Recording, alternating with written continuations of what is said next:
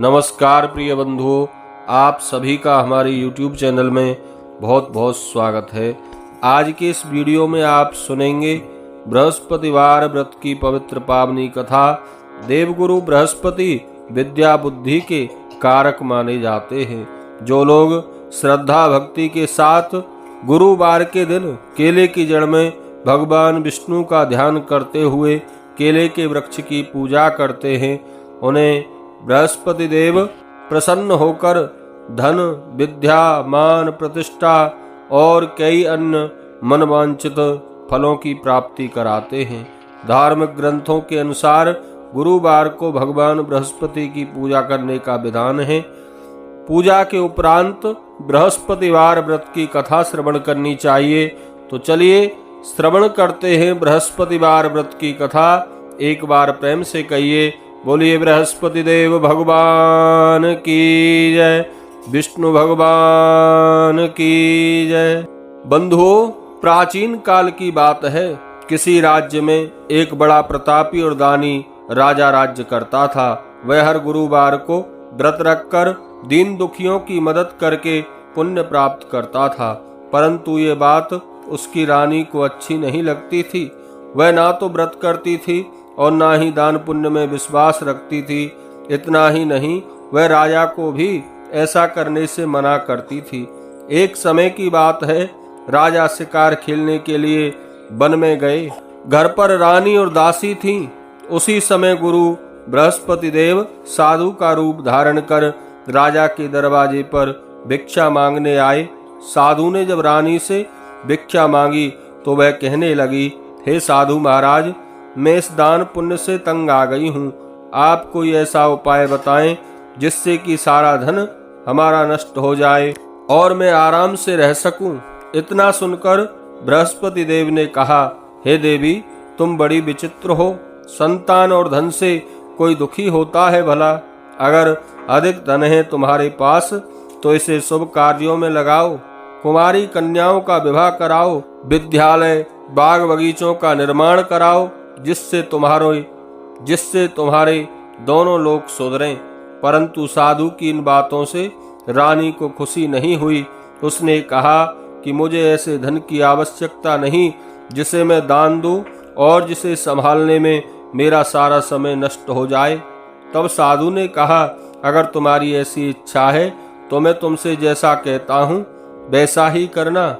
गुरुवार के दिन तुम घर को गोबर से लीपना, अपने बालों को पीली मिट्टी से धोना, राजा से हजामत बनाने को कहना और भोजन में मांस मदिरा का प्रयोग करना। कपड़े धोबी के यहाँ धुलने देना। इस प्रकार तुम्हारा समस्त धन नष्ट हो जाएगा। इतना कहकर साधु के रूप में बृहस्पति देव अंतर ध्यान हो गए। साधु के अनुसार कही बातों को पूरा करते हुए रानी को केवल 3 बृहस्पतिवार बीते थे कि उसकी समस्त धन संपत्ति नष्ट हो गई और भोजन के लिए अब राजा का परिवार तरसने लगा। तब एक दिन राजा ने रानी से कहा, हे रानी, तुम यहीं रहो। मैं कुछ काम करने के लिए दूसरे देश जाता हूँ, क्योंकि यहाँ पर सभी लोग मुझे जानते हैं, इसलिए कोई छोटा कार्य नहीं कर सकता। ऐसा कहकर राजा दूसरे देश चला गया। वहाँ वह जंगल से लकड़ी काट कर लाता और शहर में बेचता। इस तरह वह अपना जीवन व्यतीत करने लगा। इधर राजा के परदेश जाते ही रानी और दासी दुखी रहने लगी। एक बार जब रानी और दासी को 7 दिन तक भोजन नहीं मिला तो रानी ने अपनी दासी से कहा, हे दासी, पास ही के नगर में मेरी बहन रहती है। वह बड़ी धनवान है। तू उसके पास जा और कुछ लेकर आ ताकि थोड़ी गुजर बसर हो सके। दासी रानी की बहन के पास जाती है। उस दिन गुरुवार का दिन था और रानी की बहन उस समय बृहस्पति देव की व्रत कथा सुन रही थी। दासी ने रानी की बहन को अपनी रानी का संदेश दिया, लेकिन रानी की बड़ी बहन ने कोई उत्तर नहीं दिया। जब दासी को रानी की बहन से कोई उत्तर नहीं मिला तो वह बहुत दुखी हुई और उसे क्रोध भी आया। दासी ने वापस आकर रानी को सारी बात बता दी।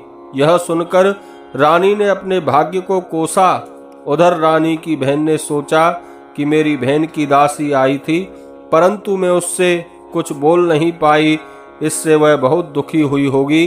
कथा सुनकर पूजा समाप्त करके वह अपनी बहन के घर आई और कहने लगी, हे बहन, मैं बृहस्पतिवार का व्रत कर रही थी, तुम्हारी दासी मेरे घर आई थी, परंतु जब तक कथा होती है तब तक ना तो उठते हैं और ना ही बोलते हैं, इसलिए मैं नहीं बोल पाई। बताओ दासी क्यों आई थी? रानी बोली, बहन तुमसे क्या छुपाऊं, हमारे घर में खाने तक को अनाज नहीं है। ऐसा कहते कहते रानी की आंखें भर आई। उसने दासी समेत पिछले 7 दिनों से भूखा रहने की पूरी बात अपनी बहन को बता दी। रानी की बहन बोली, देखो बहन, भगवान बृहस्पति देव सबकी मनोकामना पूर्ण करते हैं। देखो शायद तुम्हारे घर में अनाज रखा हो।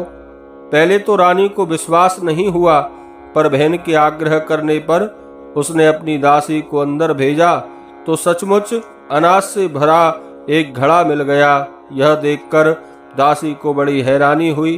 दासी रानी से कहने लगी, हे रानी, जब हमको भोजन नहीं मिलता तब हम व्रत ही तो करते हैं, इसलिए क्यों ना इनसे व्रत कथा और व्रत की विधि पूछ ली जाए ताकि हम भी व्रत कर सकें। तब रानी ने अपनी बहन से बृहस्पतिवार व्रत के बारे में पूछा। उसकी बहन ने बताया, बृहस्पतिवार के व्रत में चने की दाल और मुनक्का केले की जड़ में अर्पित करें तथा दीप जलाएं, व्रत कथा सुनें और पीला भोजन ही करें। इससे बृहस्पति देव भगवान विष्णु प्रसन्न होते हैं। व्रत और पूजा की विधि बताकर रानी की बहन अपने घर लौट आई। 7 दिन के बाद जब गुरुवार का दिन आया तो रानी और दासी ने व्रत रखा। वह गुड़शाला में जाकर चना और गुड़ लेकर आई, फिर उससे केले की जड़ तथा विष्णु भगवान की पूजा की। अब पीला भोजन कहाँ से लेकर आएं, यह चिंता उन्हें सताने लगी। चूंकि उन्होंने व्रत रखा था, इसलिए बृहस्पति देव उनसे प्रसन्न थे। वह एक साधारण व्यक्ति का रूप धारण कर 2 थालों में पीला भोजन दासी को दे गए। भोजन पाकर दासी प्रसन्न हुई और फिर रानी के साथ मिलकर भोजन ग्रहण किया। उसके बाद वह सभी गुरुवार को व्रत और पूजा करने लगी। बृहस्पति देव की कृपा से उनके पास फिर से धन संपत्ति आ गई, परंतु रानी फिर से पहले की तरह आलस्य करने लगी। तब दासी बोली, देखो रानी, तुम पहले भी इस प्रकार आलस्य करती थीं, तुम्हें धन रखने में कष्ट होता था, इस कारण सभी धन नष्ट हो गया, और अब जब बृहस्पति देव की कृपा से धन प्राप्त हुआ है तो तुम फिर दोबारा से आलस्य करती हो। रानी को समझाते हुए दासी कहती है, बड़ी मुसीबतों के बाद हमने यह धन पाया है, इसलिए हमें दान पुण्य करना चाहिए, भूखों को भोजन कराना चाहिए और धन को शुभ कार्यों में खर्च करना चाहिए। इससे तुम्हारे कुल का यश बढ़ेगा, स्वर्ग की प्राप्ति होगी, पितृगण प्रसन्न होंगे। दासी की बात मानकर रानी अपना धन शुभ कार्यों में खर्च करने लगी। इससे पूरे नगर में उसका यश बढ़ने लगा। बृहस्पतिवार व्रत कथा के बाद श्रद्धा के साथ आरती करनी चाहिए। इसके बाद प्रसाद बांटकर उसको ग्रहण करना चाहिए। बोलिए बृहस्पति देव भगवान की जय।